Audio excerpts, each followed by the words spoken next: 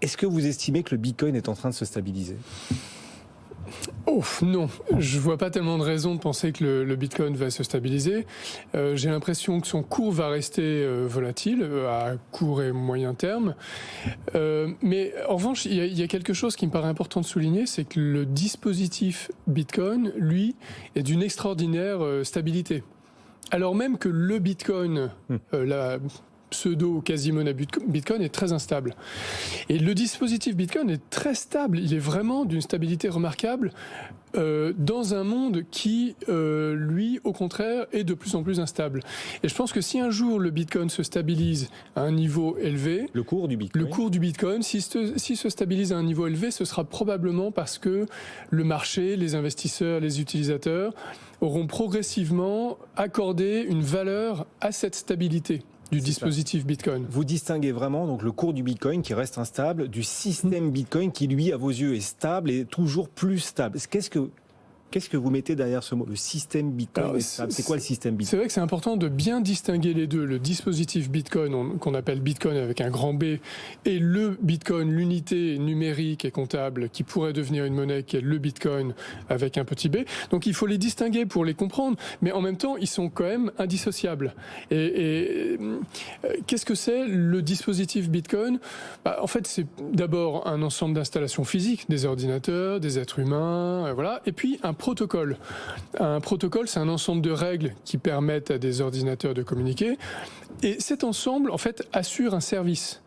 Et ce service, depuis 14 ans, en fait, il est d'une extrême régularité. C'est un service qui consiste à permettre du stockage et du transfert de valeur sur Internet sans tiers de confiance, de manière rapide, relativement anonyme, programmable et surtout incensurable. Et ce service-là, il est assuré avec une régularité, une prévisibilité, une fiabilité absolument étonnante. Il s'est montré infaillible depuis sa création ? En fait, il n'a jamais été piraté. Donc c'est quand même un constat important. Et donc, vous savez, il y a une phrase qui dit, dans la vie, il y a que deux certitudes, la mort et les impôts. Mais en fait, on est en train d'arriver dans une situation où il y a une troisième certitude. C'est un bloc Bitcoin toutes les 10 minutes. Avec une précision métronomique, la blockchain Bitcoin produit un bloc toutes les 10 minutes, en moyenne sur 2 semaines. Mais c'est vraiment important de prendre ça en compte si on veut analyser le cours du Bitcoin, à mon avis. Et qu'est-ce qui fait cette stabilité du système Bitcoin que vous êtes en train de décrire ? D'où vient cette stabilité ? Alors, je crois que c'est un parti pris. C'est un choix qui a été fait par les développeurs, mais pas seulement les développeurs, aussi ce qu'on appelle les nœuds du réseau, c'est-à-dire tous les gens qui ont fait le choix d'avoir la base de données, qui est la blockchain, et le programme qui fait tourner cet ensemble. Et ce parti pris, en fait, on pourrait dire qu'il est conservateur, parce qu'il amène à, en fait, limiter les changements importants des paramètres fondamentaux de la blockchain Bitcoin. Mais c'est pas un conservatisme moral ou philosophique ou idéologique, c'est un conservatisme méthodologique.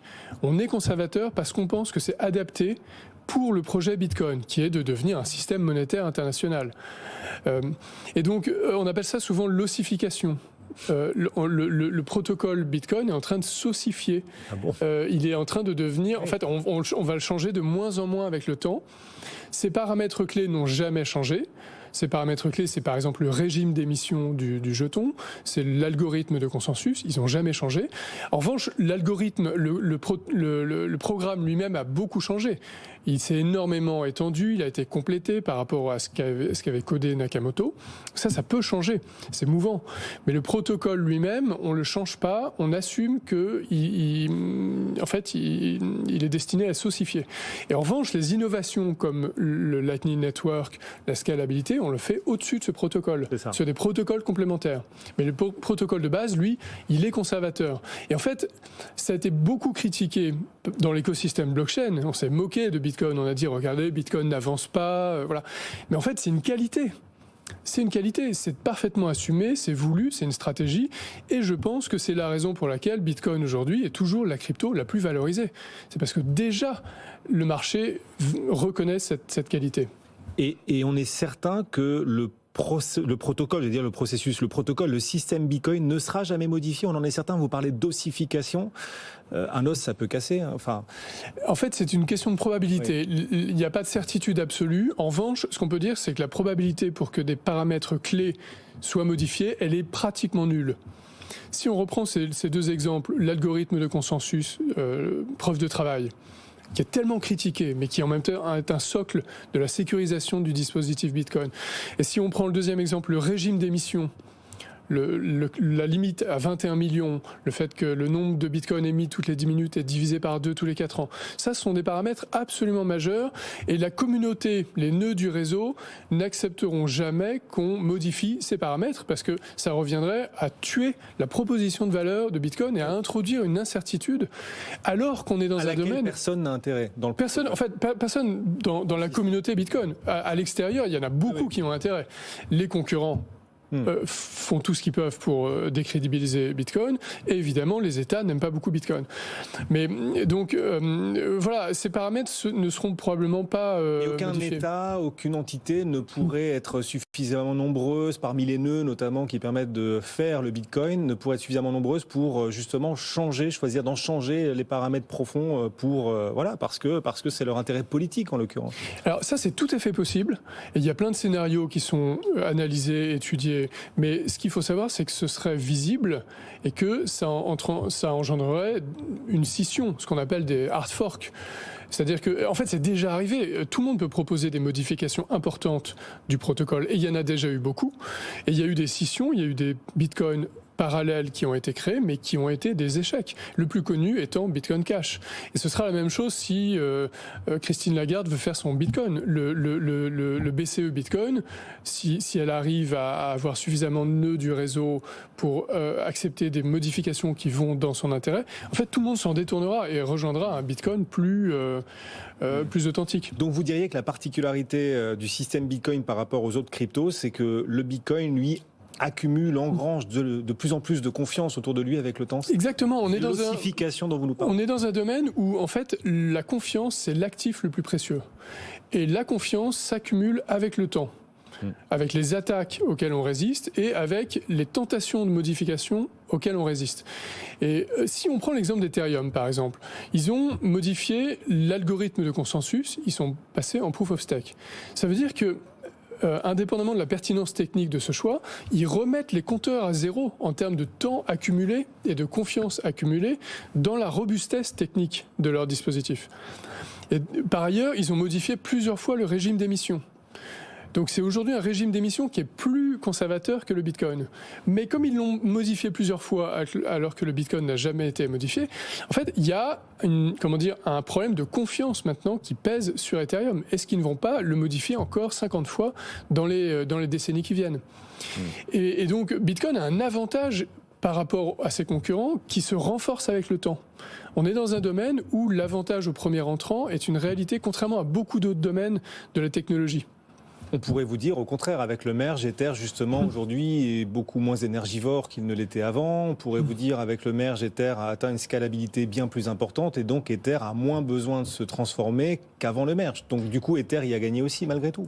Il a gagné sur certains paramètres techniques ou marketing, mais en revanche, il a vraiment remis les compteurs à zéro en termes de confiance accumulée dans la robustesse technique. Ouais. Bon.